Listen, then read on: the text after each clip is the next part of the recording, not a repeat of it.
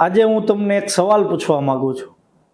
આપણે બધા કહીએ છીએ કે ગાય બચાવો, પણ એક ક્ષણ માટે વિચારજો, જો ગાયને સાચવતો પશુપાલક જ આર્થિક રીતે નબળો પડી જાય તો માત્ર ગાય બચાવો લખવાથી શું બદલાશે?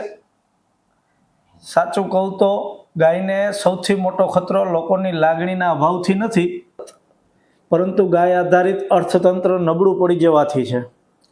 આપણે રોજ દૂધ પીએ છીએ, ઘી વાપરીએ છીએ, દહીં, છાશ, માખણ બધું જોઈએ છીએ। આપણે ગૌશાળામાં દાન પણ બહુ કરીએ છીએ, પણ કેટલી વાર વિચારીએ છીએ કે આ બધું આપતી ગાયને ટકાવી રાખવા માટે આપણે શું યોગદાન આપીએ છીએ? પણ જો દરેક પરિવાર માત્ર એક નિર્ણય લે કે શક્ય હોય ત્યાં સુધી ગાય આધારિત પ્રોડક્ટને પ્રાથમિકતા આપશે, તો હજારો પશુપાલકો અને ખેડૂતોને નવી આશા મળશે અને ગૌશાળાઓ વધુ આત્મનિર્ભર બનશે। કારણ કે બજારમાં માંગ વધે છે તો ઉત્પાદન પણ વધે છે।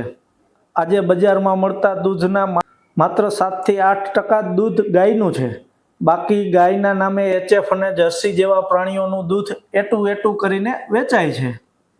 એટલે હું આજે માત્ર એક વિનંતી કરું છું, માત્ર ગાયને પૂજશો નહીં, તેના આધારિત જીવનને પણ અપનાવો। કારણ કે ગાય બચાવો એક સૂત્ર હોઈ શકે છે, પણ ગાય અપનાવો એક જીવનશૈલી છે।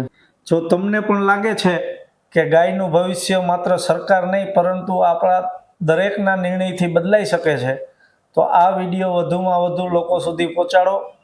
ગાય બચાવો નહીં, ગાય અપનાવો। જય ગૌ માતા।